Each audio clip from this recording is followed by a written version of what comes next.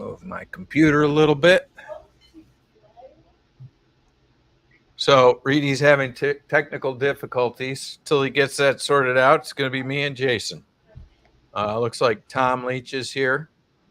Thanks for coming, Tom.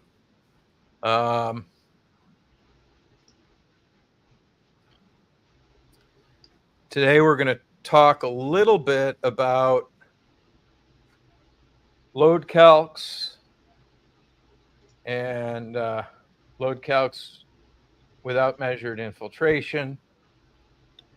And one of the things that Jason was telling me, which frankly I really like, and I talked to Reedie about it and he really likes it. I talked to Tanner about it and he really likes it. For the last 2 years, it sounds like Jason has been sizing his equipment sales to the ductwork.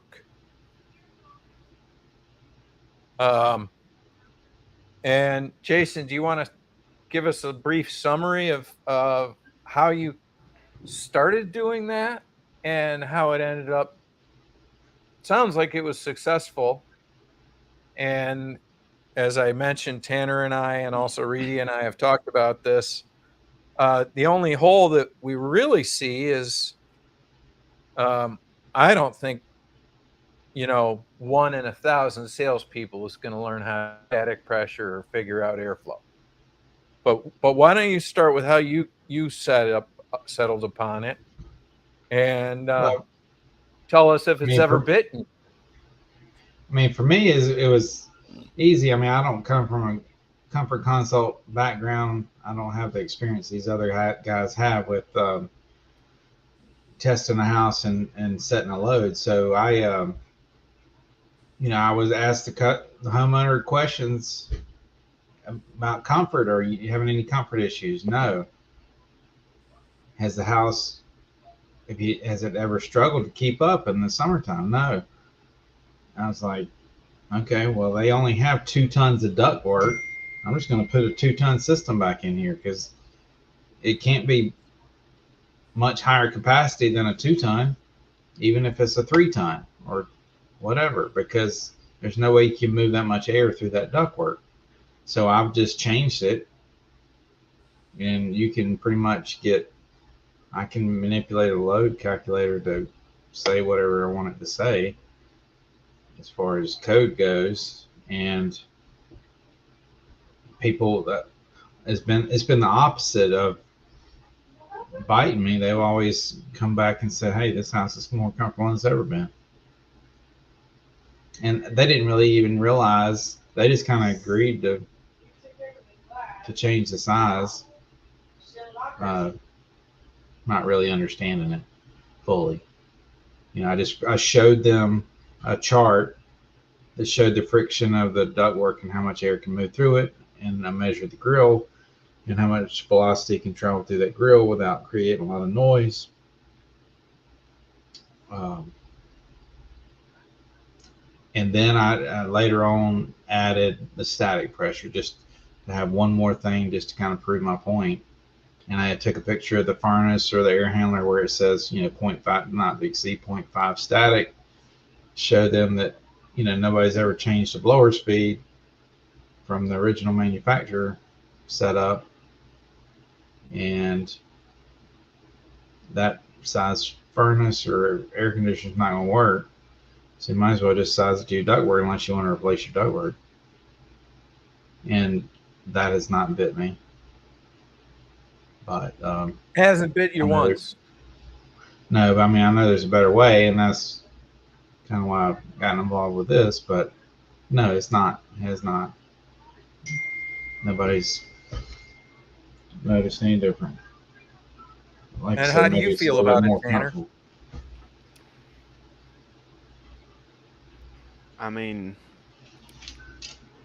it's hard to really nail down exactly, how it's just inherently wrong. Like The only thing that I think some people may misconstrue is the idea of manipulating the load calc to say what you want it to say. But when in reality, what you're really doing is you're manipulating the load calc within a range that it could potentially be at to see if that range falls to where you actually, where you're actually at. That's And right. so, it's not You're just you're guessing not, at the infiltration. yeah, yeah. I mean, or you're being the way it could be misconstrued would be that, oh, you're putting in a unit and then you're just adjusting the load calc to make it seem like you was correct, when it's like, no, we're actually being more honest with the fact that we really don't know unless we do XYZ test, mostly blower door test.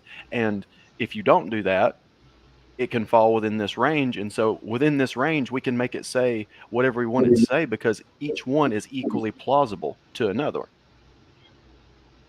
And so, I mean, in effectively what you're doing is, it's really a true like for like. It's a out of the register BTU output. You're just going like for that, because if you have say you have a 3-ton system that's on 2 tons of ductwork, you're really only going to get 2 tons of cooling done anyways because of how restrictive it's going to be. So if you go back with a 2-ton system, you're going to basically get the same BTU output between the two. I mean, there's going to be a little bit of difference, but in essence, you're really doing a like for like, even by downsizing a ton for that. Right. And so, Just a disclaimer, I'm not recommending anybody else try this unless you're willing to. But I mean, I don't see anything wrong with it, really, because again, You're asking the right questions before you go there. Yeah.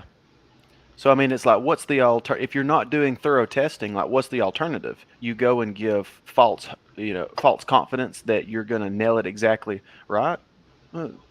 No, you're just going, hey, like, You're actually measuring stuff other people aren't measuring. Yeah. Well, one or two other times, just to kind of confirm my theory, I took an older system that was still working and actually used the total heat formula and just guessed at the airflow based on the blower chart, even though the blower is probably not perfectly clean and the coil is probably not clean. But I guessed at the airflow and came up with the capacities, sensible and latent capacities based on that information. And yeah, it was still like you said, a two tons, even though it was a 3-ton unit. So I was like, let's just match it to the ductwork. And really, I was like, there's minimum risk because Carrier will back it 100%. If it doesn't work, we'll buy it back for free. And I've never had to do that in 2 years. So. Oh, I forgot about that Carrier guarantee. So you protected both the company and the consumer with that. Yeah, I mean, the company would still have to eat the labor, but and they wouldn't. Imagine all the times they're eating the labor because the equipment's oversized already because of complaints and callbacks. Right. I mean, your callback ratio is very low, right? Based on anything you've done. Yeah. No, there's, the one we've kind of chatted about over the last week where they were having some issues with it keeping up, is what they thought. Last week when it was 85, it was one of the newer systems that we put in, and we put in the fresh air duct vent, and I had lowered it from a 3-ton to a 2.5 because static pressure was high, same thing. And we added the fresh air, and so they immediately thought it was the fresh air. Oh, you're bringing in all this heat from outside. It's got to be the fresh air. Well, it turns out later on we discovered that there was a Nest thermostat that they insisted not changing out, and the Nest had this rush hour setback on there that the homeowner didn't even know was on there. And so the local power company was raising the temperature to 77 degrees during the day, and they come home and it's hot and they turn the thermostat down and it just takes a while to catch back up. So as soon as they figured that out and got that off of there, we hadn't Yeah, any more issues. I mean, honestly, I mean, really anybody here, let me add, I mean, anybody here that if you've come across a situation where the initial thing is the unit's not keeping up, I don't think I've ever run into a situation where the system's installed properly, there's no exterior issues other than the system, and it's just not big enough for the house. Every single time, it's always been, a massively leaky ductwork in a crawl space, or it's, other external things that's causing the system to not deliver the capacity that it can deliver. And that's what Dirty leads heat to exchangers. not keeping up. And so in reality, it's like this fear of people, afraid to go too small because they're like, oh no, what if the unit's too small? I mean, I know people will I mean, say that they've run into it before, but in actuality, I guarantee you almost every one of them, if you actually thoroughly checked it, it wouldn't be that the size of the system's the problem. It's there's something that's causing the system to not deliver the capacity that it can. yeah, I mean, it's been Or, like it's Ken's beyond. got the same size house I do, and he's only got 2 tons of system on him. Yeah, or it's beyond design temperature, and they use setback instead of just Mm-hmm. leaving it. Yeah. Like the whole setback thing is a real problem because then you get into this expectation of recovery. Well, when you get beyond design temperatures, you're not going to get recovery at all. You better have that house to temperature before the outdoor temperature gets to design, or you're never getting it there. And this is the kind of stuff that Johnny Escobar is dealing with in Austin, Texas. And I don't know if they're going to have it again this summer, but last summer they had a whole month where it hardly even reached design temperature because it was always above design temperature. Well, you know, all that equipment was full throttle cooling the whole time. Mm-hmm. I've learned that you can set it up there. I mean, you can play around with setting it up different to increase the capacity. I mean, I've learned a lot about all that. So, I mean, it doesn't, I don't have as much fear about it, but I like to cover my own butt. I mean, I don't like being accused of, you put in this fresh air and now the house won't keep up. And it kept up just fine last time when it had a 3-ton. And it wasn't the homeowner doing that; it was the company. Having the confirmation bias about Chicken, they're chicken little cowards. They just gotta grow a pair and actually do the math. So I mean, that how was much BTU is a scuttle letting in at 100-degree temperature, guys? 40 CFM. How much is that? well, whatever it is. I mean, Ronnie put it in a good perspective to me that house is already leaking that air into the house. You're just pressurizing it through that fresh air. Now you're just bringing it in through a controlled space instead of Uncontrolled. Yeah. Where do you want to put the moist air? You want to put it directly at the coil instead of letting it get throughout the house. It's harder to clean to pull the moisture. I'd rather take the moisture right out of the airstream than run around the house dehumidifying it. Well, and logically, it didn't. Their theory didn't make sense either about being undersized because it was only 85 degrees. So even if I undersized it by a ton, I mean, it was probably still, cool to 85 degrees. I mean, I don't know. Right, and then weren't you able to see that thing had never throttled up? Yes, it was one of those crossover units, and so you can see the hertz, and the hertz was 47.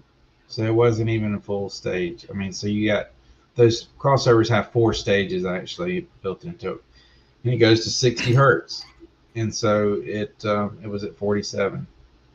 So I mean that crossover is kind of a mystery as far as how to get it in the high stage, but Yeah.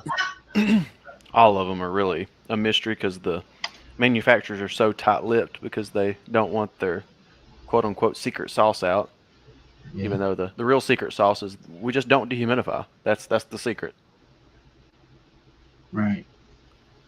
And so, I mean, paying attention to this and trying to pay attention to dehumidification, I have learned a lot about the capacity. And so I changed my own system at the house here and changed the sensible heat ratio. And it's like 40% humidity all the time. Even when it's raining, it doesn't matter. It's hovering around 40. That's good. And that happened. You did that with one of your owners too, and his problem went Yeah, away. I fixed Ernie's house, and he had been like 57-60%, like he couldn't get under control, and he thought, he was swearing up and down it was the fresh air, because we put the fresh air on his house. And so I took the probes, I bought the Measure Quick, and I watched the videos, and I learned how to do it, and I took it to his house, and we changed the capacity, and he's at 40% all the time now. He said the house has never been more comfortable, and he's got a single stage unit.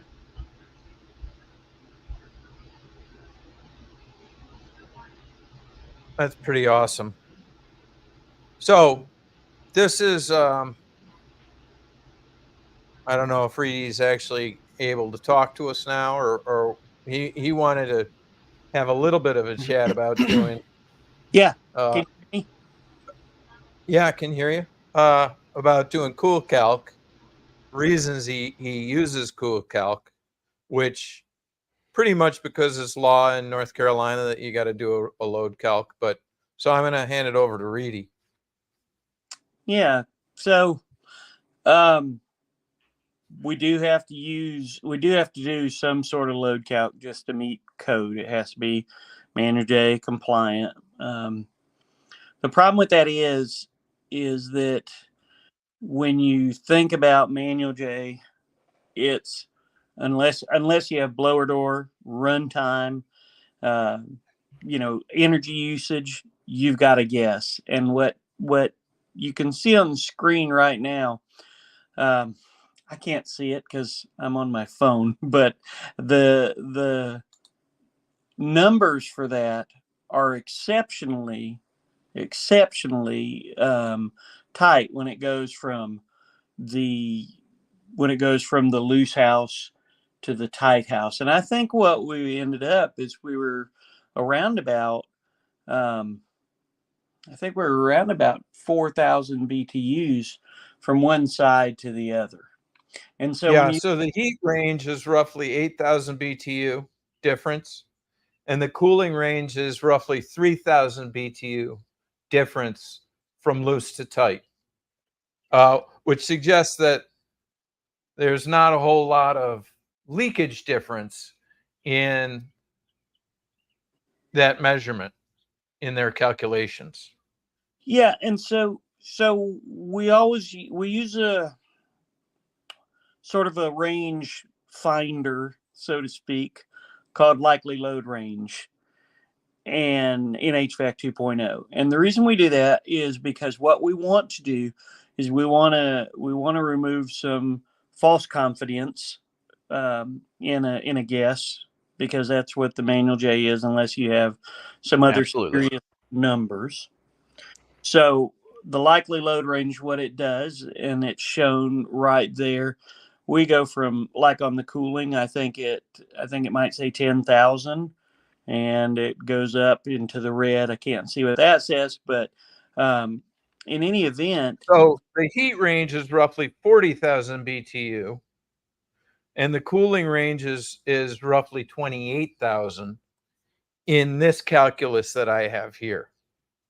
And then and those numbers are evenly split between green, yellow, and red.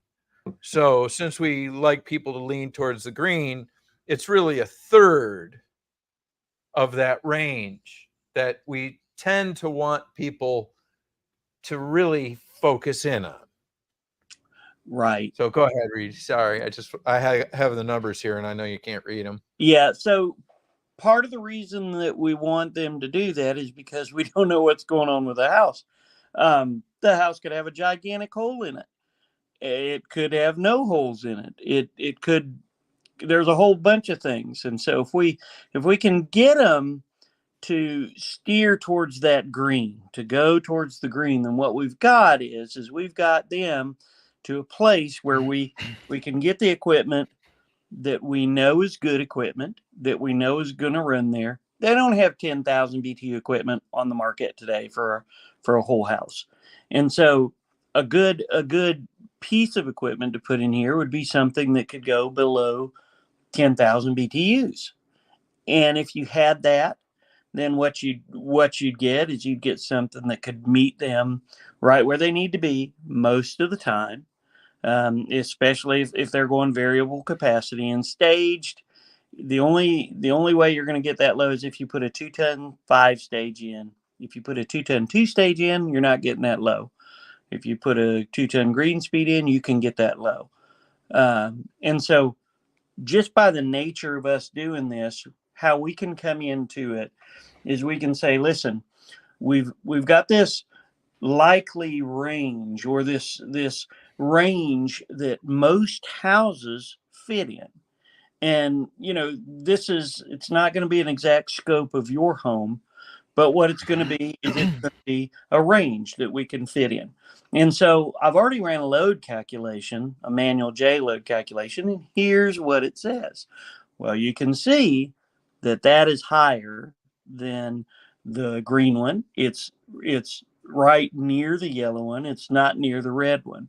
And so what we're looking at here is, if you want a piece of equipment that is going to make you feel more comfortable, you should really go towards the green.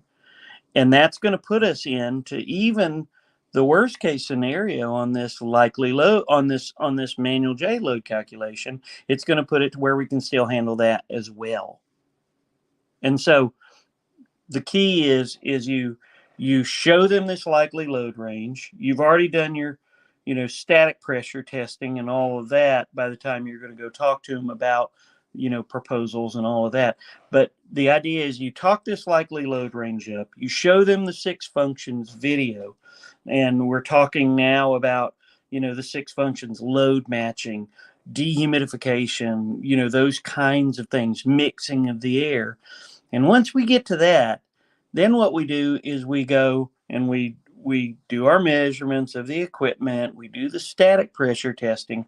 We have our load calculation. We get all of our figures that we're going to get. We come back in.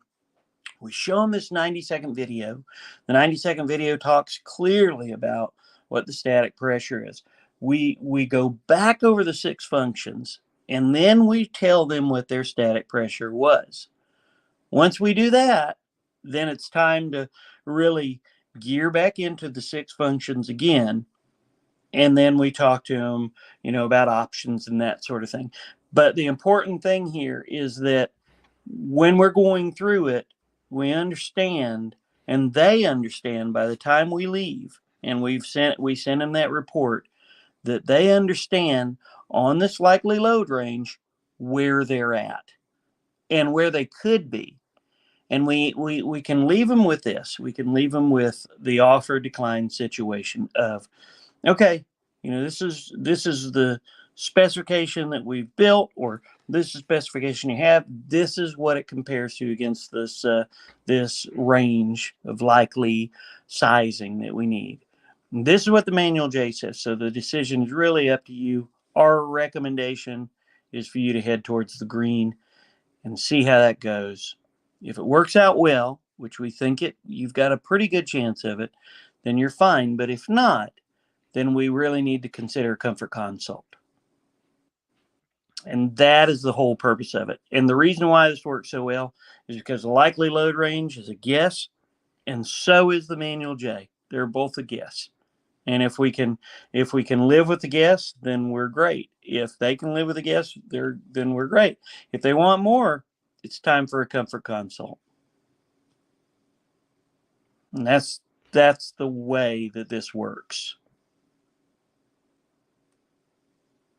Anybody got any thoughts on that? I think that sounds good, especially the way that you kind of tie it in of being, if we aim for the green, like the next step for things not working out is the comfort consult. Mm-hmm. So you're kind of starting with are we wanting to guess, or do we want to know for sure with the comfort consult? Oh, we don't want to pay for the comfort consult. Okay, we can do this other thing. And then towards the end, it's reheating on the same thing again. Okay, well, here's what we're looking at. If we go towards the green and it doesn't work out, the comfort consult's the next step. And so you're setting it up in a way to where you're being extremely transparent that like we really don't know, but we feel more confident with making a guess in the green than we do making a guess in the red. And if things don't pan out, here's what we do. It's not you're not just going like, hey, if it may not work out, period. And just nothing after that as well. It may not work out. And if that's the case, here's what comes next. So you're alleviating the mystery of what happens if something isn't right. Yeah. My daughter, I have a lot of children, and we have 2 twins, and one of them had some real problems with her knees, and the problems were related to her knees being so close together, the bones, that they actually rubbed into the bone. So what the doctor had to do is he had to go and shave off some of the bones. Well, that was going to cost like $38,000 for him to do. Ooh. And a problem that we as HVAC people have is that we look at the price of this stuff, and it can be $23,000, whatever it is, and we're wanting to say this is going to work.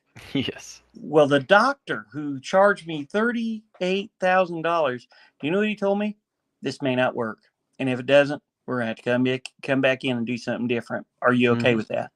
He literally asked me that. And I thought to myself, what in the world, if this guy who's went to all this school and all this surgical technology that he has, he can't tell me it's going to work? How could I possibly tell someone that an HVAC system is going to work when I don't even know anything about their house?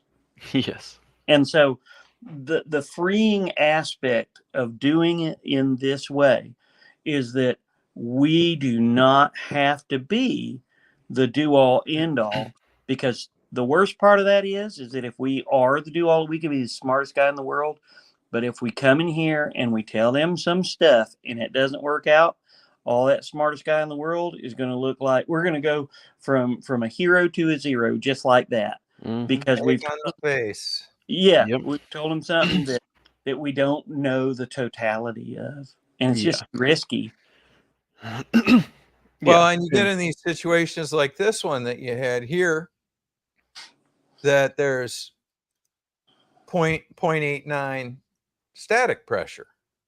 Mm-hmm. So this person, if they want the same size equipment, they're going to have to, well, they run the risk or exposure of $10,000 to $15,000 worth of ductwork.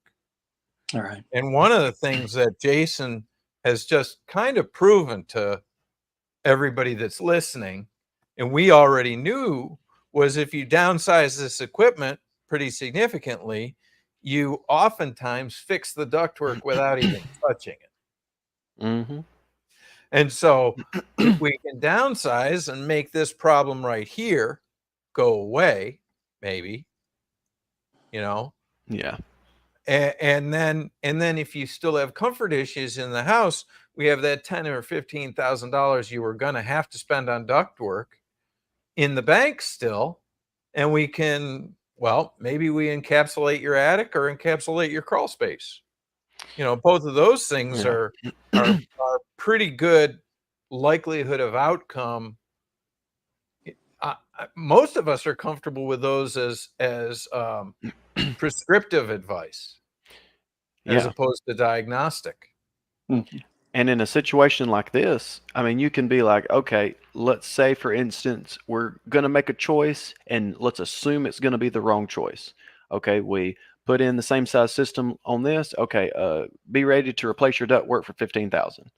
And then after you replace that, then what? We deal with the comfort issues after that. It may be super comfortable. It may be bad. Cycle. Are we still going to have problems? Who knows? Or we go smaller and then we make some, we use a bad, do a little bit of duct modification, and we alleviate the static pressure problem. And now we still have this $15,000 sitting in the bank. And if it doesn't work out, okay, use that $15,000 to improve the house.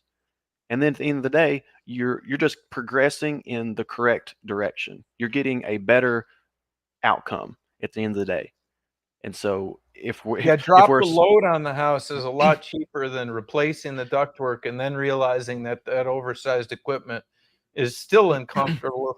It's just not at risk of blowing up because it's got plenty of airflow. Yeah. And at the end of the day, like you end up with a better product, even if you quote unquote miss with going smaller. Because you should know that a house that can maintain what you want it to with a smaller unit is going to be better, period. It's going to be better whether it's, more energy efficient, which is, you shouldn't be chasing it, but that at the end of the day, if you're using a smaller system and the smaller system can maintain, means you're using less energy, versus if let's say you put in that bigger system and that bigger system does work, well, that's not going to be a comfortable house, because we all know a smaller system leads to better comfort. And so we're going in the wrong direction for the end result. So at least by assuming, or if we're going to make guesses, if we make guesses smaller, and even if we have to then make improvements to make that guess correct, we're just going in the right direction. At the end of the day, we're end up with a better product, essentially. And that's what's just kind of crazy, that people will try to fight against, of wanting to purposely try to oversize stuff. It's like you're literally going in the wrong direction if you're trying to claim that you deal with comfort.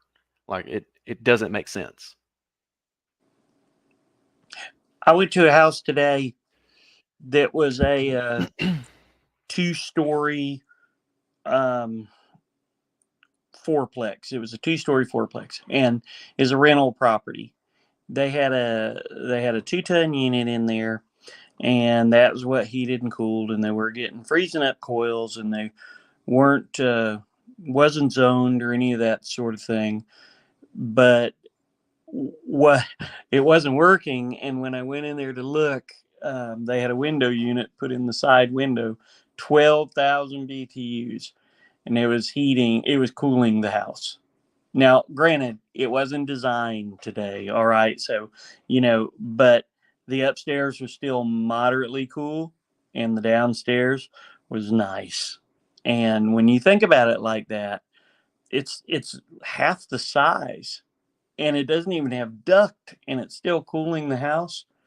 It's ludicrous for us to say that that we can know something based on a load calculation that's a guess, even if the range is tight or not. Because that Cool Calc, it will produce a very, very tight range.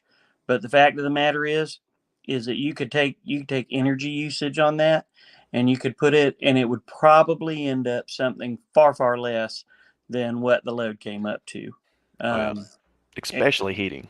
Yeah, and so the reality of it is that if you're going to go by what either Cool Calc says or what they have, you better be prepared to get a system that the duct can handle it, and it should be smaller.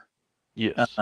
That's why in this instance, if you want to go single stage, then 1.5 tons is what you're going to have to do. If you want to go, variable capacity, you could start out with a crossover, and it would run at low capacity. In this I don't know if this is the house that the load calculation we're showing in the loads. If we could have checked energy usage, I bet you we would very easily have put in 1.5 tons per floor. And so, you just kind of got to play with what they want and make certain that it's not you being overzealous and picking for them. Because the moment you get put in that position, that's the moment that you've taken responsibility for that really tight range. And so whenever I use Cool Calc, I only did that for purposes just to, show that is the way I used to do it, but the range was too close. The likely load range this is much, much better because it allows them to be in the driver's seat. No, even if they say you're the professional. Right. Mhm. So, Reedie, this is going to be a good. There's a comment on here. The reality for me, undersized or properly sized system creates happy people most of the time, and mad people outside the design temps wanting their money back. And you and I talked about that just today. Yeah. So the question is, how often does it go out of design temps?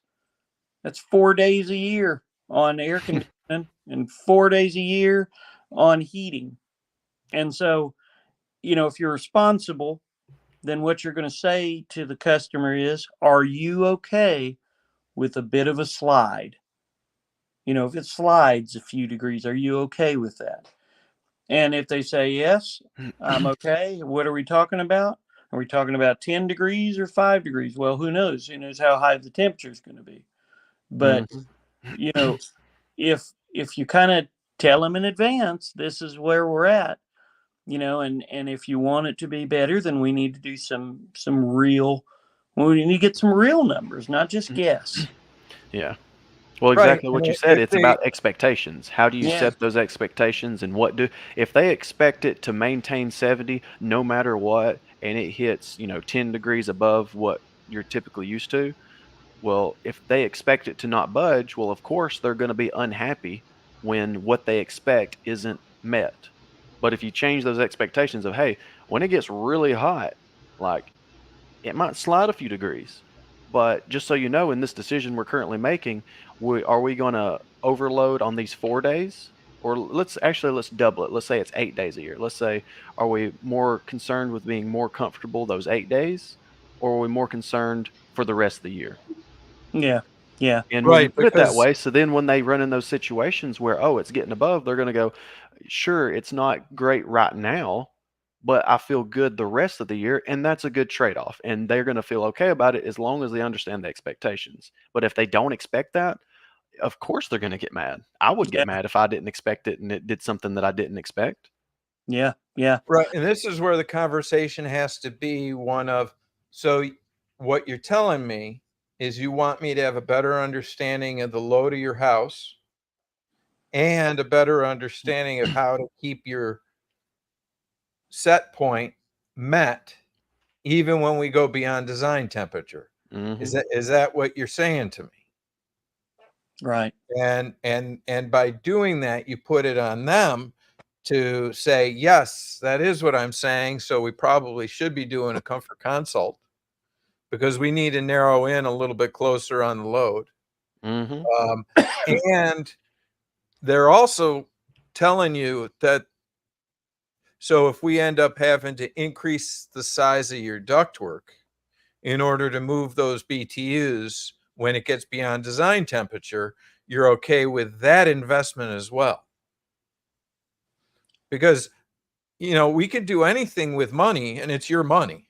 So I'm happy to do whatever you want with it. So, like, they get enraged and trying to explain the fact that it's normal for them to be uncomfortable some of the time is unacceptable to them. And it's okay for that to be unacceptable to them if they want to pay for it to not happen. Right. Ted and I were having a conversation about this very thing today. Very thing. I went to a fellow's house. I offered him a comfort consult. He's a rich guy, and he didn't really want to listen to anything I had to say. And so the reality of the situation is we got past design.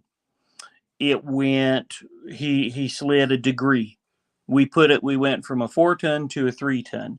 His load was below 3 tons. And so what did we do? Well, the only thing I could do is say that I offered you a comfort consult. You didn't want to do it. Real rich guy. He said, I don't care. I want a 4-ton and I'm not paying for it. Okay, great. So, he didn't. We put in a 4-ton, but you know what? I went ahead and told him, we're going to have to do a comfort consult. And he agreed to that. He paid for it. The other part of it is that he didn't pay for us to increase, he paid for us to increase the duct, the size of the duct. And so I don't see the guy's comment up there. I don't know his name, but that happened to me. And the reality of the situation is that it's on the sales guy or the company up front to meet the expectations, to do the discovery, find out these things. And I get that it might have been 11 days. I saw that you said that. I don't know if you're sizing at 92% or 99% or whatever, but design is 99%. And, you know, if you're always offering them something that they said no to, just like this guy, yeah, we had to go and put a 4-ton outdoor unit on there instead of and take the 3-ton. But he had to pay for the ducts and he had to pay for the comfort consult. And that we lost money on the 3-ton. We turned around and we sold it to someone else for a lesser cost because it was only in there for about a month.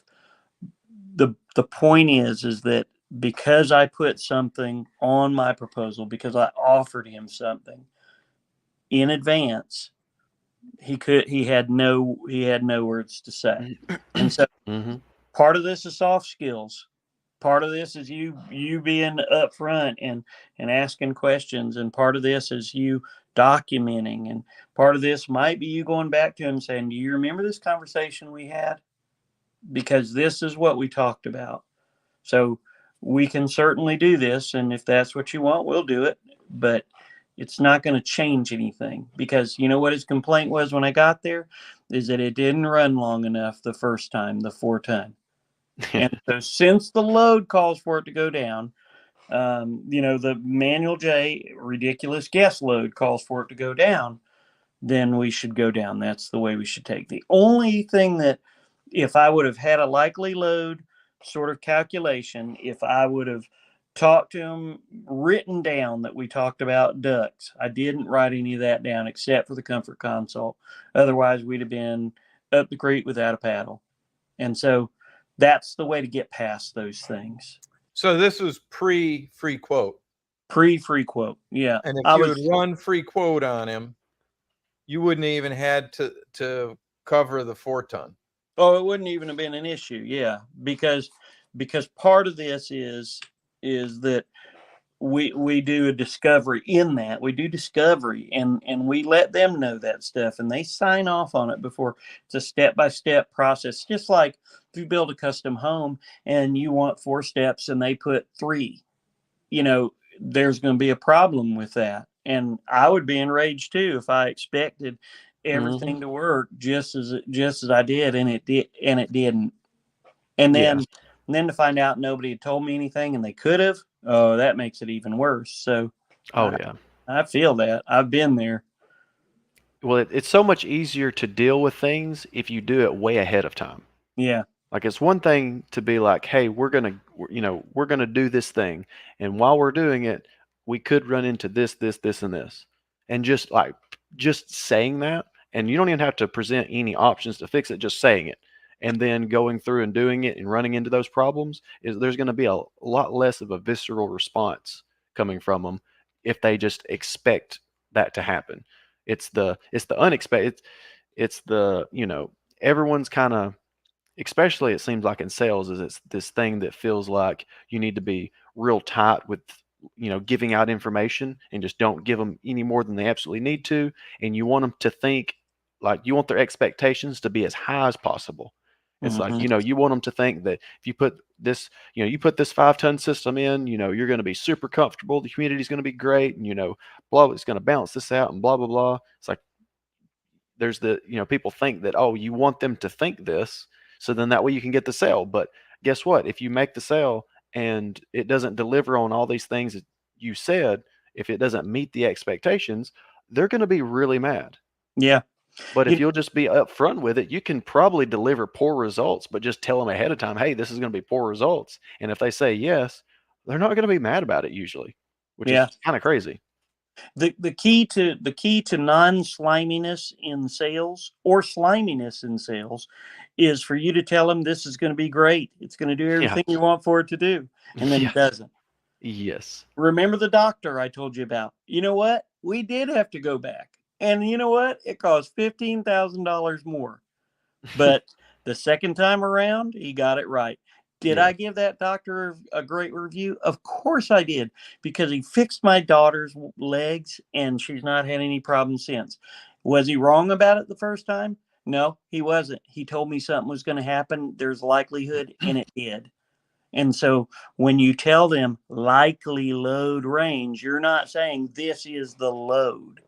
You got no business saying this is load unless you've ran a blower door, know the exact infiltration, know the energy usage and the runtime. Combine that with all of these things, and you'll find out that your load is a lie. It's a lie load. And so when we think about it that way, if we want to be ethical and upfront, the very best thing we can do is to tell them there's always another way if you want to look at this way, and let them say no way or yes, I'll do that. If not, then you might as well open up yourself a used car lot and get a plaid coat and a fat tie. Yeah. That is right. So, Reedie, do you want to take us through the process you go through doing a free quote? Yeah. Let me get my other computer turned on. Just give me a second. Okay. Do you want to? Are you going to create a client, and do you want to screen share and all that? I don't know that we can screen share. I don't know how to do all that stuff. Okay, so I am in your account. Okay, go to the first one. I don't remember her name, but that's the rental lady, and Evelyn? Evelyn Bergy or something like that. Okay. We Free didn't quote do questionnaire. Yeah, I didn't do anything with her because when I got there, well, she just wanted the price for what she has, and so Okay. there we go. She didn't answer the question. She didn't answer anything. Okay, so I got that. We're at the questionnaire. Can you see it? I'm sharing it. Well, I'm Everybody see pulling this? mine up Okay. on my screen because I can see it better. Okay, so you just want to start from the front. First of all, do you want me to do it the way I've been experimenting with, or this? You do it the way you've been experimenting with. Okay. All right. So who's going to be Evelyn? Jason. Jason. Javelin. Okay. Hi, Evelyn. My name is Reedie, and I am from Comfort Services. I'm here today to do the free quote. Is that right? Unmute yourself. Right. Okay. All right, right. great. Is there some place we can sit down for a few minutes? I've got a few questions I'd like to ask you. Sure. All right. Over here. All right. So I sent you an email about what to expect about today's visit. Did you get any chance to look through that? No, I didn't have a chance. Okay. Well, if you don't mind, let's just. I've got a couple of questions that I ask, and the reason why I ask is because I need to know a little bit about what's going on with your house. So this will just take a few minutes. Are there any parts of your house that are uncomfortable, sticky maybe in the summertime, on a scale of 1 to 10? If there's any areas like that, what would you say they were? I guess the back bedroom gets a little hot, a little hotter than the rest of the house. Okay. If you were to rate that, one's the worst, one's the best, 10's the worst. Which would you say? Maybe a 3 or 4. 3. Okay, about a 3. How about in the wintertime? Do you have places that are uncomfortable, dry, maybe even cold? Dry. It's a little dry, and that same room struggles a little bit. Okay. Struggles with the dryness or the cold? The cold. Okay. The whole house is kind of dry in the winter. Okay. So, do you have any places in your house that you would say they affect your family, like with allergies, asthma, mold, excessive dust, pests, any of that kind of thing? I mean, it's a little humid in the bathroom. Okay. So, what would you rate that? Maybe a 2. Okay. Do you have a bath fan in that bathroom? No. Okay. All right. What about, last question on this part, what about moisture issues inside the home? Maybe mold, mildew, attic, basement, or even in the crawl space? Anything like that? Any overflowing gutters? The crawl space is damp. Okay. What would you rate that? I mean, the dampness in the crawl space is pretty bad. I mean, it's probably a 4. Okay. All right. So you got a 12. A free quote is kind of what we recommend. That's the email that I sent. What the free quote is it's just we come in here, we're going to ask a few more questions. Usually take about 30 to 60 minutes. Did anybody tell you about how long it was going to take? No, they didn't. Okay, well, usually, like I say, maybe 30, 60 minutes. Is that okay? Yeah, that's fine. Okay. So we've went over the questions about the comfort quiz. Are there any other concerns that you might have? No, just the price. Okay, just the price. Okay. Well, we will get to that in a few short minutes. So, how long have you lived in this house? About 15 years. 15 years. Well, it sounds like you got a lot of experience here. Do you plan on making this your forever home? It's going to be here at least 7 more years. Okay. All right. Do you know when the house was built? It was built in 1940. It was remodeled in 91. Okay. Do you know how many square feet it is above ground? Just ballpark. 1850. Okay. Is it a one-story house or a two-story house? 1 story. All right. Awesome. So, do you have a basement, a crawl space, or is it on a slab? Got it's got a crawl space and a basement, like a half basement down there. Is that basement finished, conditioned, anything like that? And that's unfinished. Okay. Has it got a dirt floor? It's got a concrete floor, but it stays wet. Okay. All right. How wet do you think it stays? I mean, is it standing water or is it just a little bit It's of got a sand? drain out.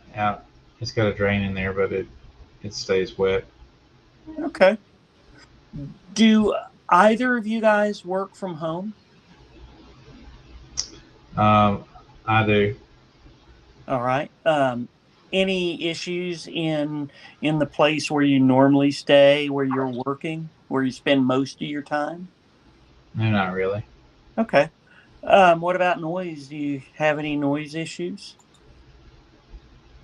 I mean, not really. The outdoor unit's kind of loud, but So when you say kind of loud, is it one of those things where it, as soon as it turns on, you can hear it? Or is it just that it's when you're by it outside, you can hear it? if you're outside, you can hear it. Okay.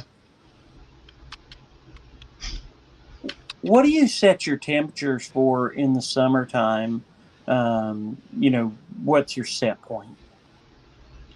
About 74.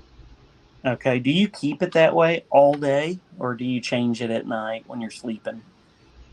Keep it that way. Okay. What about the wintertime? Like 68. And we do set it back probably to 65 at night. All right. Do you do that for energy or reasons, or is it just that that's what you like? That's just what we like. Okay. Does anybody in the house have allergies? We talked about dryness already. Is it such a problem, this dryness? Is it such a problem that, there might be nosebleeds, cracked skin, any of that sort of thing? No, it's not that bad. Okay. So does anybody in the house have allergies or anything like that? No. All right. What about any pest issues? Have you had any mice, ants, rodents, any of that sort of thing? Nope. All right. We talked a little bit earlier about mold, maybe inside the house. Have you ever seen any mold or mildew or smelled anything inside the house? Just in the bathroom. Okay. And that's that. Do any of your bathrooms have bath fans? No. Okay. Do you know about what size of equipment you have? I think it's 3 ton. Okay. Before I got here today, were you thinking that maybe you needed a bigger system, a smaller system, or the same size system? Not the same.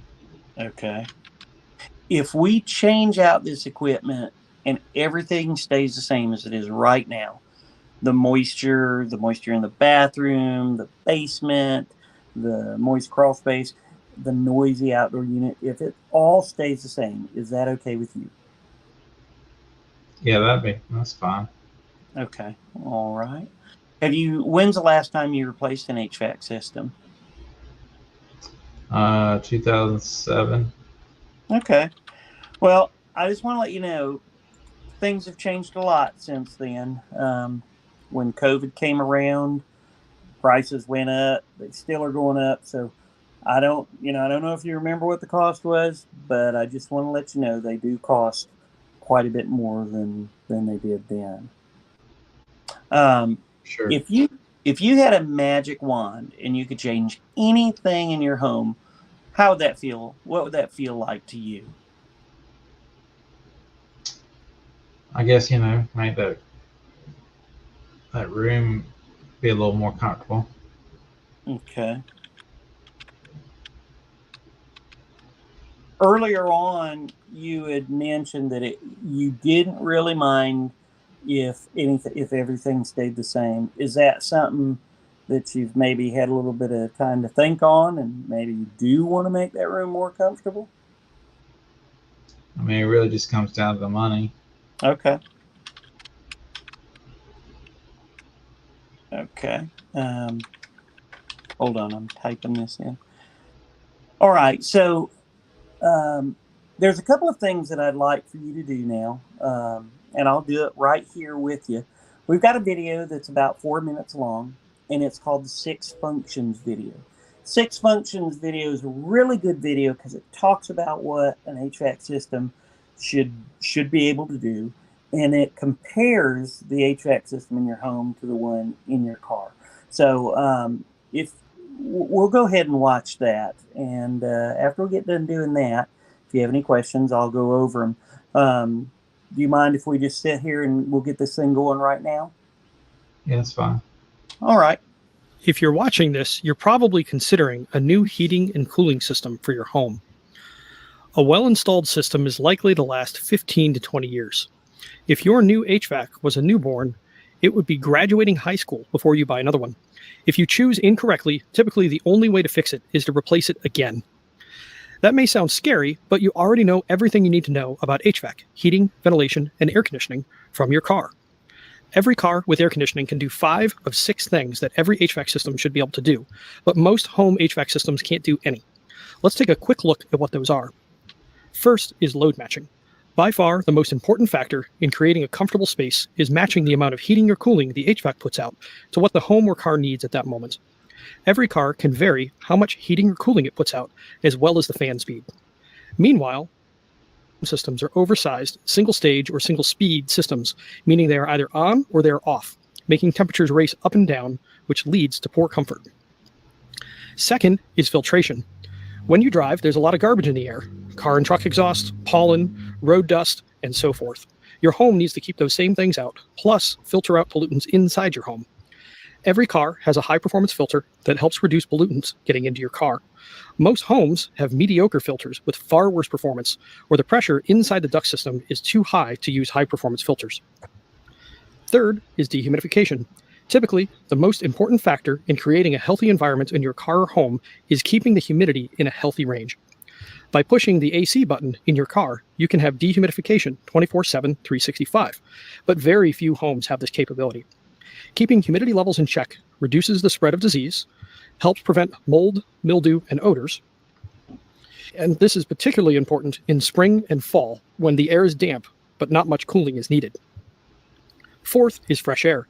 Every car can bring in outside air and heat, cool, or filter it. This helps the air smell fresh. It reduces the spread of airborne diseases and is an important factor in indoor air quality. Few homes have this capability. Fifth is mixing. In your car, you can mix and stir the air to keep you comfortable depending on the season by sending it to your face, feet, or the windshield. Mixing the air reduces room-to-room temperature differences in your home and can provide continuous filtration and fresh air as well. Most homes have an inefficient fan motor that makes this noisy and expensive to do. Sixth is humidification. Adding moisture to the air is the only thing that your car can't do. Dry air is uncomfortable, it leads to dry skin, increased dust, and can promote the spread of viruses. Every HVAC system should be able to do these 6 functions: load matching, filtration, dehumidification, fresh air, mixing, and humidification. Every car can do 5 of the 6 functions of HVAC well. Most home systems can't do any. In case having control over some or all of these conditions is something you want your new system to be capable of, work together with your HVAC 2.0 contractor to choose the path that works best for you. If you'd like to learn more about the 6 functions of HVAC, see the HVAC 101 guide linked below, or ask your HVAC 2.0 contractor about it. All right, awesome. That was, what did you think about that video? That's insightful. I'm having a little bit of trouble pulling up my screen.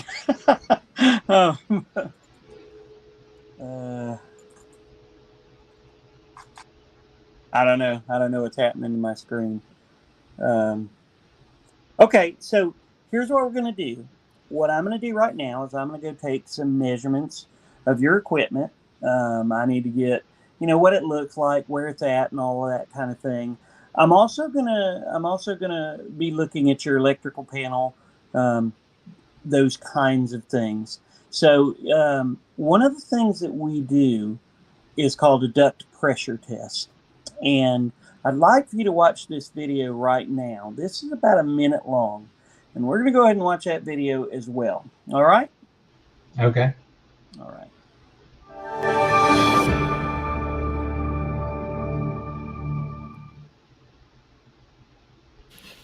In 2019, the Department of Energy mandated a more efficient type of fan motor in all new furnaces.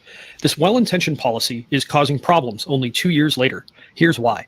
Your furnace fan and ductwork function the same way your heart and blood vessels do.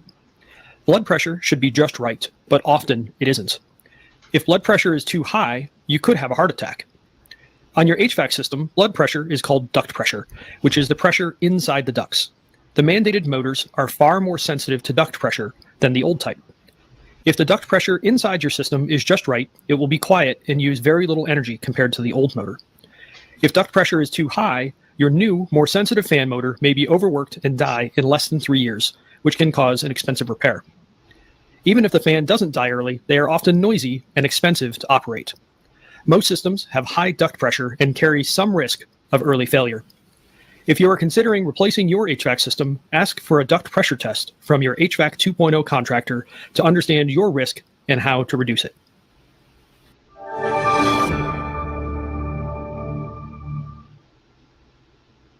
All right, so we offer that duct pressure testing. It's for $25. Is that something you'd like me to do? Would you like me to perform that duct test? Yeah, that's sure. Okay. So if you will, go ahead and sign right there. And what I'm going to do right now is I'm going to go and I'm going to get downstairs and start doing everything. If you can just tell me where your thermostat is, we'll go turn it on, and then I'll go underneath. Okay. All right. And so after that, then I'm going to go underneath the house. I'm going to do the static pressure test. I'm going to draw the footprint of the house. I'm going to run my little fake load. I'm going to get the likely load range put up. Now I've been playing around with this. I could show the likely load range right now, or I could go and do it like I have been doing it, which is when I come inside the house. And I'd be more comfortable if we just went and did all of that when we come inside the house, but I'll do it whichever way you want. So let's stop here for a minute. Okay. Are you offering them choice of likely load range? What do you mean by that? So right now you're offering them choice of likely load range, or you're talking to us about offering? I'm talking to you about that. Okay. What do you guys think? I'm not sure what he's talking about. I'm talking about the reason to offer it now is because if you offer it now, you reinforce the 6 functions. You've really set yourself in a great place to talk about the duct static when you get back in at least 2 more times, and then of course you can talk about that likely load range again, and it kind of steers them, because we're getting ready to get into the place right now where we can do a lot of informational dropping. We can do a lot of steering that happens well in advance of us just saying you really need to head towards the green. So we don't say it once, we say it like 4 or 5 times. So if we were going to do the likely load range now, what I would say is, okay, so before I go out and do all my stuff, I've already taken the liberty of getting a likely load for houses that are similar to yours. Would you like to see that? And they'll say, yeah, sure. Because, you had mentioned before that you have a 3-ton and, you thought the same size would work. And so why don't we just go ahead and take a look at that? And if you go in there, I've already got, I think I have the likely load range put up. I do in mine. I don't know if it'll show up, but I would show them that.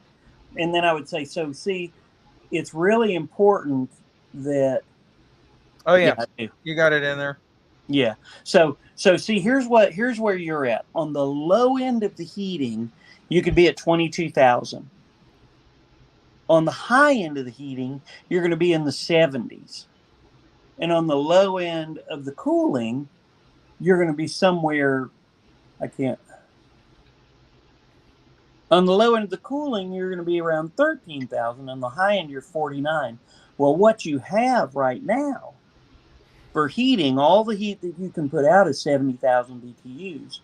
And all the cooling you can put out is 36,000. So you see that's in the red. And what the red means is kind of like a stoplight. Red means stop, and green means go. So in this instance, what we would do is we would tell you to go closer to that green side.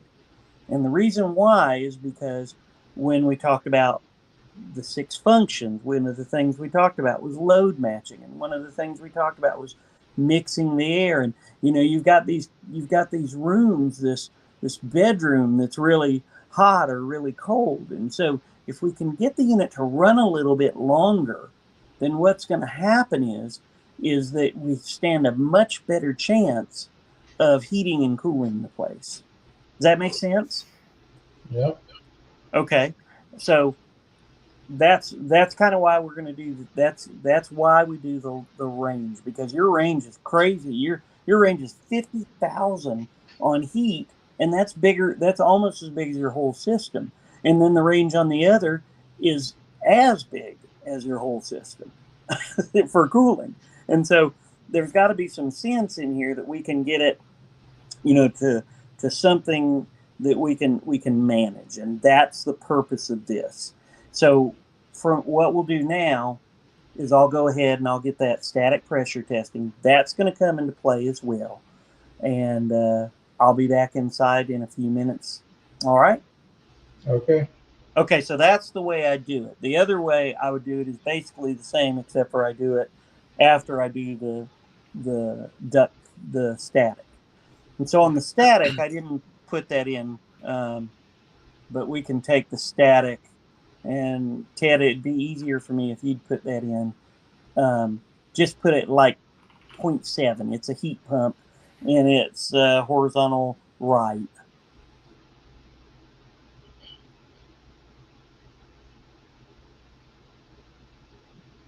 You want me to do it? I got it. Okay. What are the static numbers? Pre-filter? Well, they didn't have a filter, so just put 0.4 and 0.3. We'll make it real simple. 0.4 on both of those.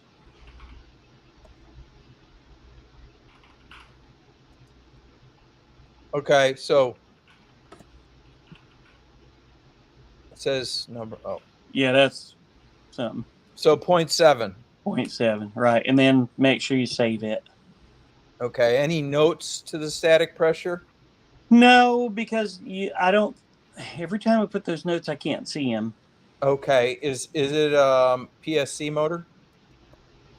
It is, yes. Okay.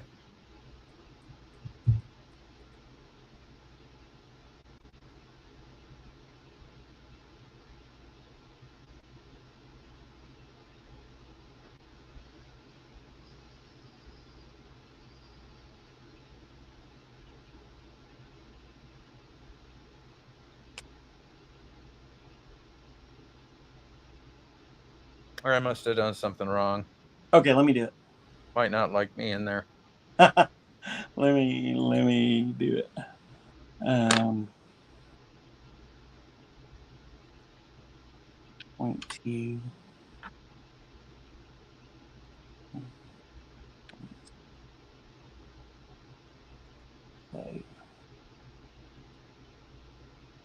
Let's see if it's saved.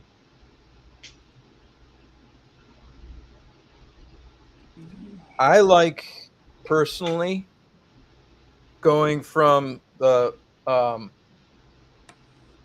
6 functions to the Do it. likely load range. Yeah, the only reason I showed that video is because I still haven't found a way. First, you got to ask them, if they're going to pay for it or not, and then you got to then they need to understand what you're talking about since you've asked them. I don't know how to get past that part yet. So I think what happens is we skipped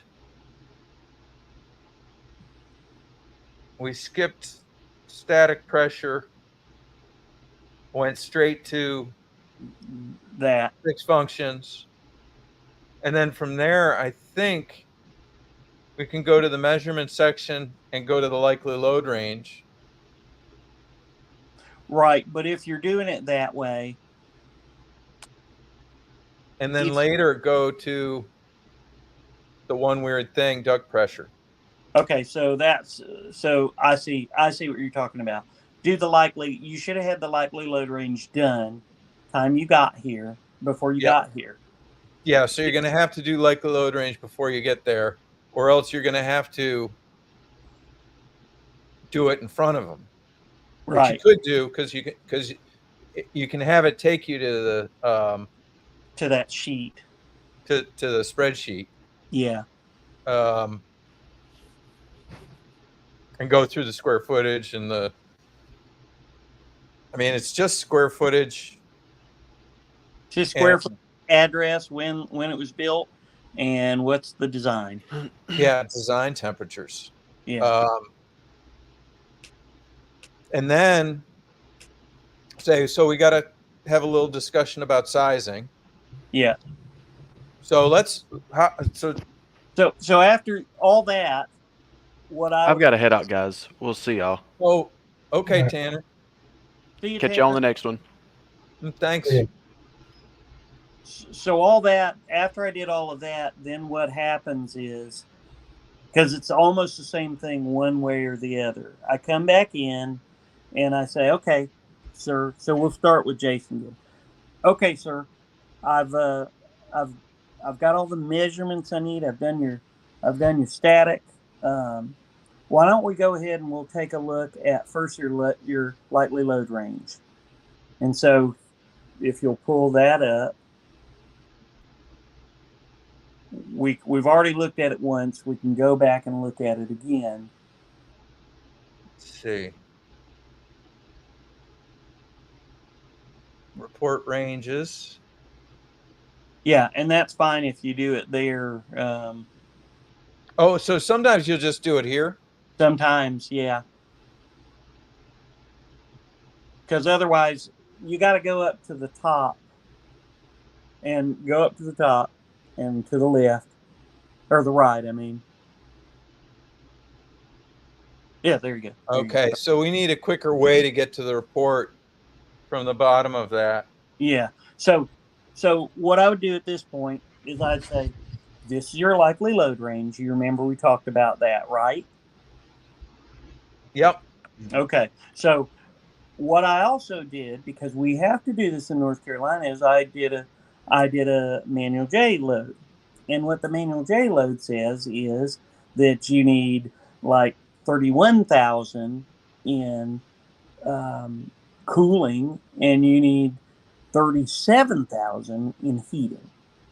And so if you look, you have 36,000 in cooling and you have 70,000. So you can see both of these say you're not really in the right place. And so if what we always recommend is that you'll push over towards that green. And I'm going to show you why now. If you're ready, we'll take a look at your duct static. And so your duct static, if you remember, we watched that video, and the duct static was, it's important that we kind of get it where the green is, right over there between 0.08 and 0.3, where yours is 0.7. And that's even way too high for what your equipment manufacturer says is the max. They say it's supposed to be 0.5, so you're well beyond that. And so if you want to go further, and I always do this too, Ted, here's what your manufacturer says that the unit is producing in terms of airflow. So we know that you've already really got less airflow than you have. You've already got about what's in the green anyways.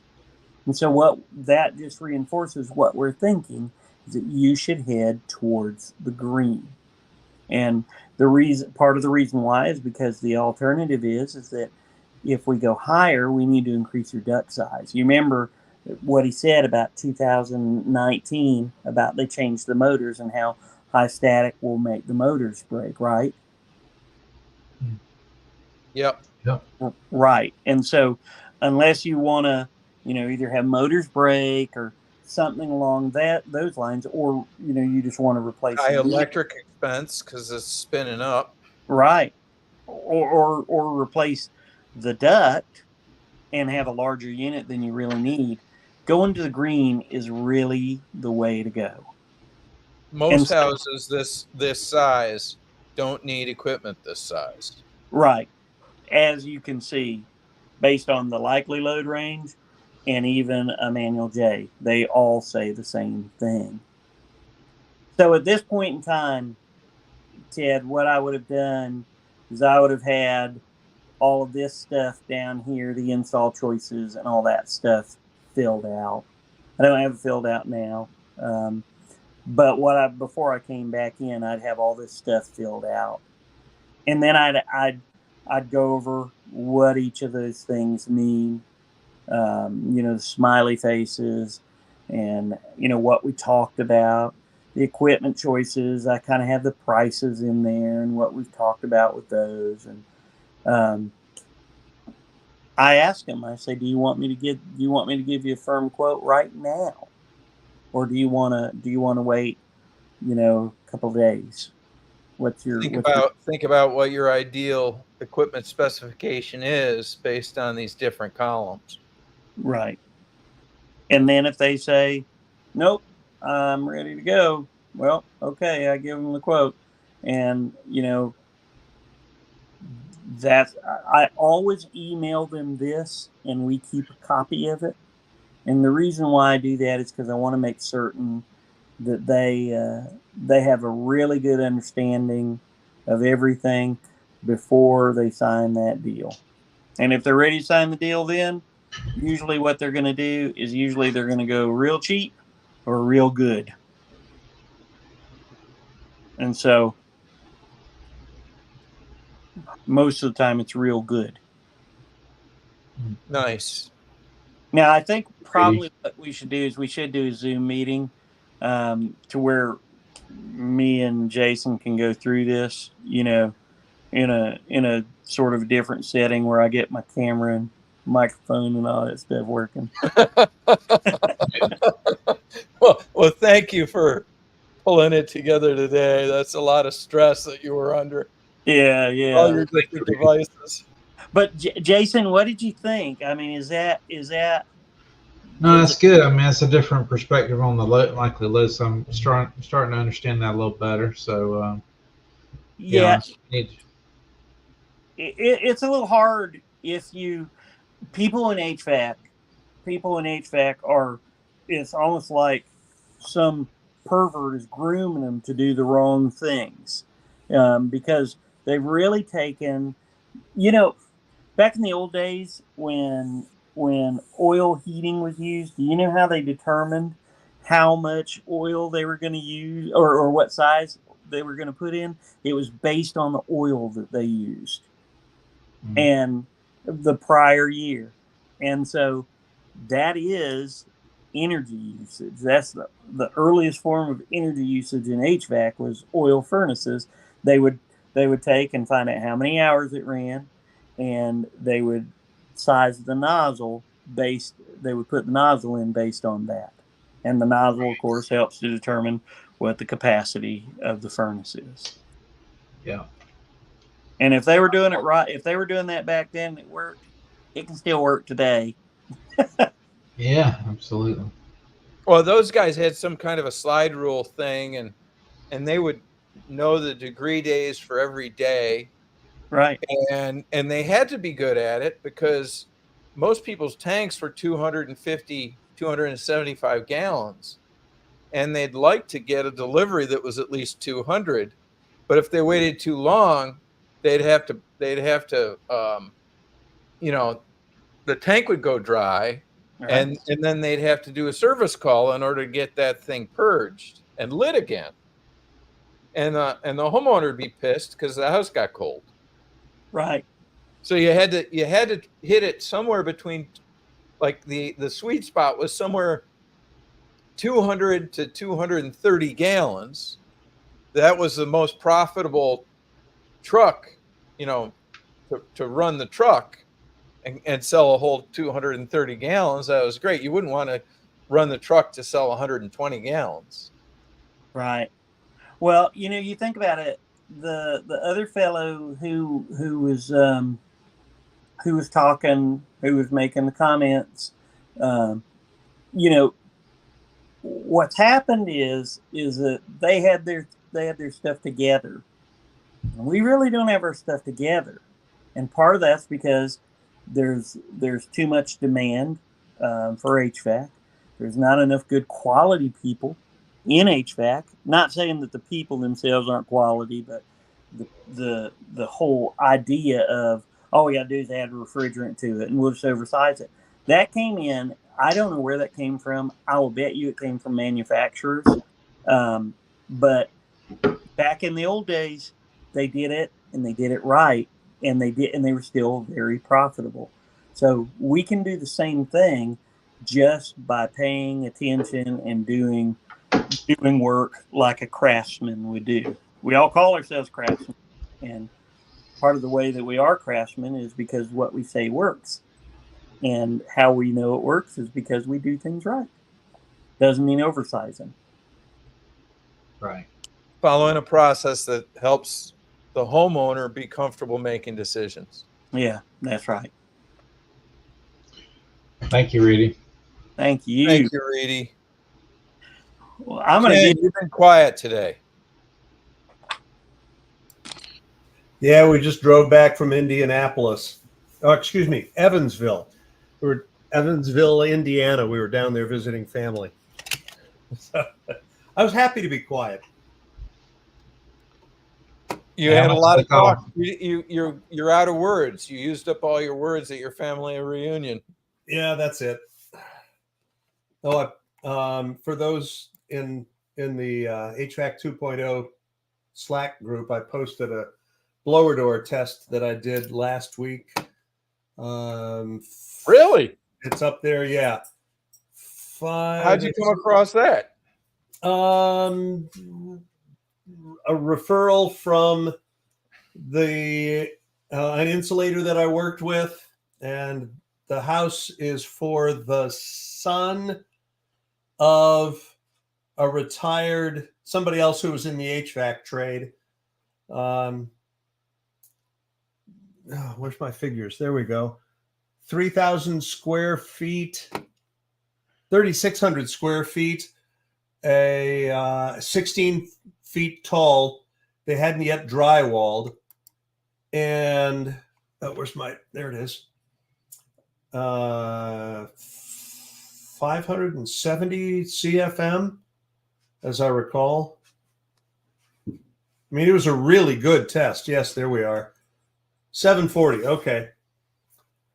On 3,600 square feet, which includes it's 16 feet high and a 2,000 square foot garage, all being heated by a 3-ton Bosch. Wow.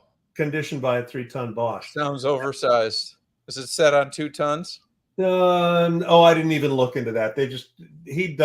He's doing the HVAC. He also wants to add an ERV.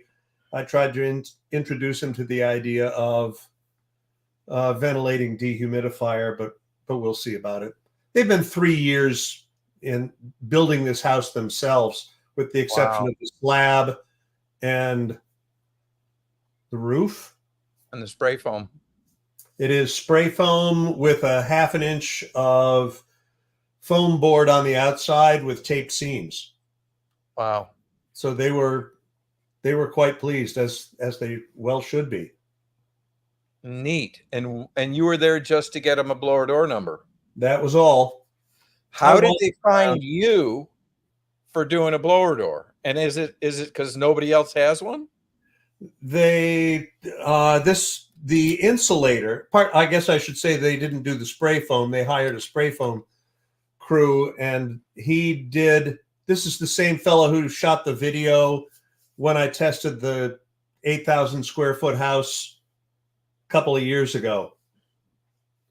So that was the same insulator. He said, "Oh, see if Ken will do it." Okay. So I was happy to do that. It was fun. What'd you charge? $150. Oh my God. You're going to put everybody out of business around you. That's Well, why they call you. I wasn't doing anything else but that. Right. Right. Just set up the blower door and ran it. So they didn't go with fluorescent paint to find leaks or anything. I mean, No. who cares? It's 747, but Yeah. With that, that's terrific. that's neat. So it was a neat building. You got a kick out of it. Yes, I did. Yeah, just Nice. spent under an hour and just did that. Walked through. We'll probably discuss more about options for what they can do for the house. They had not yet installed the ERV, so I'm hoping he will look into a dehumidifier. He should really have one with a Bosch. Yes, right. Right. Yep. Yeah, and not have an ERV, although he'll probably be pushing all his dampers open. I mean, not that there's anything wrong with that. Can you imagine pumping 40 or 50 CFM into this house? That's pressurized. Yeah, well, unless he's able to balance the ERV. Right. And what I was suggesting is that he shouldn't do that. Like you're advising, because he'll never be able to keep up with the latent load if he has an ERV. Yeah, if he sucks in too much air. Yeah. Yeah. We've run across that in that climate. Mm-hmm. Yep. So the tight house like that's going to need dehumidification. Yes. Well, neat. Yeah. Fun to get the blower door out. Yes, it was. Actually, I need to run one on my house again. I want to find out how much leakage there is from the hatch for my crawl space. Now that I have done more sealing on the crawl space itself, it's just got one of the metal hatchways with a little cam on the top to close it off. I'll probably test it and then go out and put some painter's tape on around the door and just see what difference that makes. Nice. Yeah. Well, see you in 2 weeks, I guess. Yes. Yeah, I'll be ready. I won't be doing any traveling, so I'm ready to stay home for a while. Having gone to Southern Ontario and then down to Evansville, Indiana. How was the Ontario trip?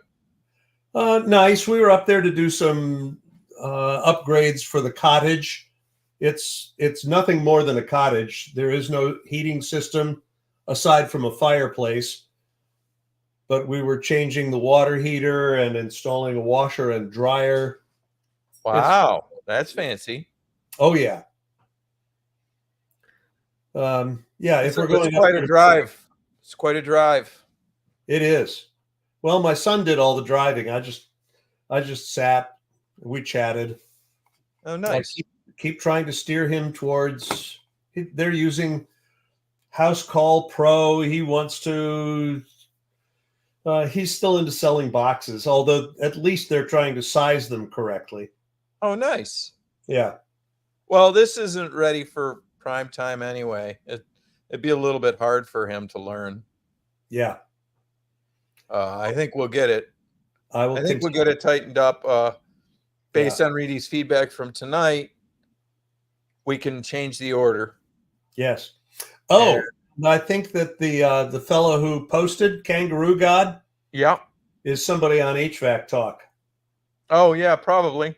Yeah. Looks like he's in Buffalo. That sounds right. He's the fella. I don't know what size company he works for. He's made some posts in the past about he services all of their combustion analyzers at work. Oh. So at least we're into that much. Yeah. Must be a pretty big organization if he's doing that. It is. Yeah.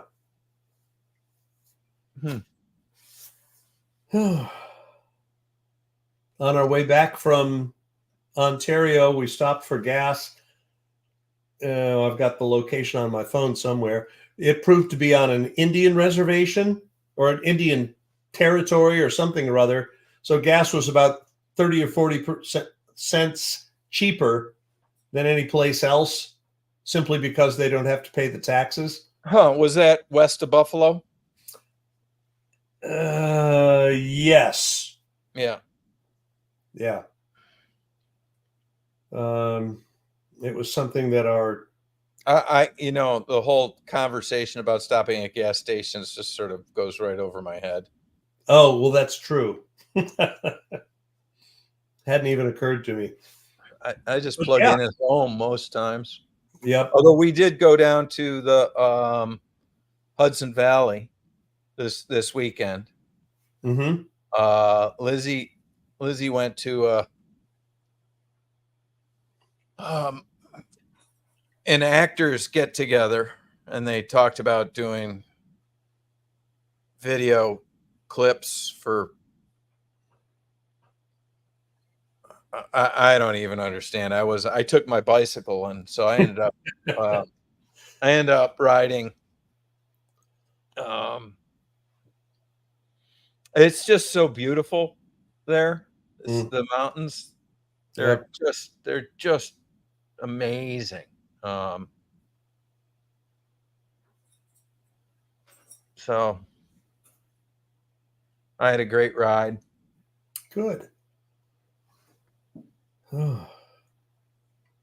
Well, I'll be exercising with lawn mowing tomorrow, since I've been away for so long.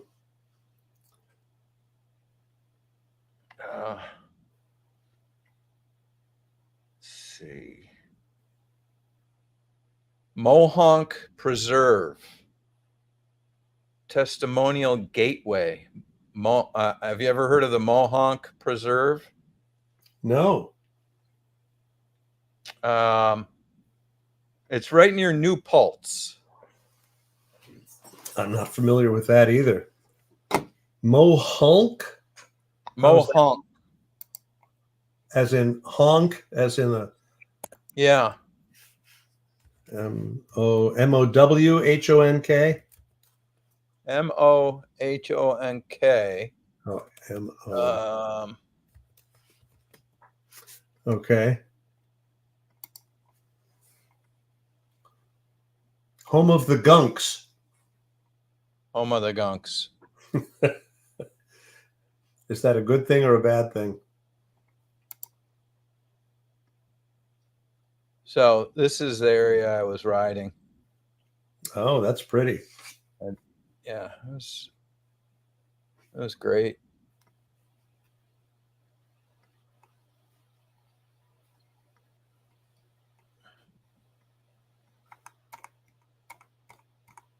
Yeah, maybe this year I will get my Yukon Giant out and actually do some riding.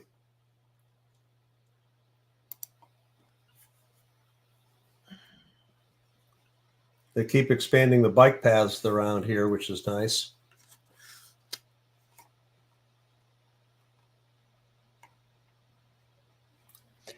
Every time we go to the Hudson Valley, it's just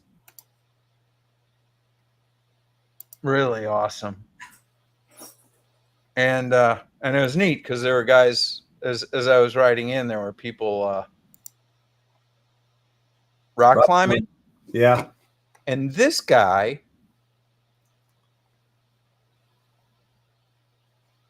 has only one hand. Oh.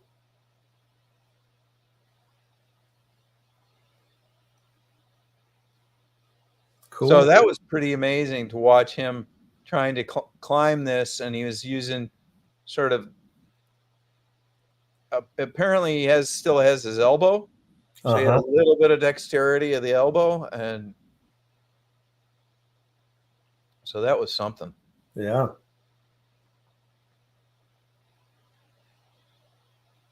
Well, there are some rock climbing areas where we go down in Lake Lure in the Blue Ridge Mountains outside of Asheville, North Carolina. Lake Lure. Yes. Okay.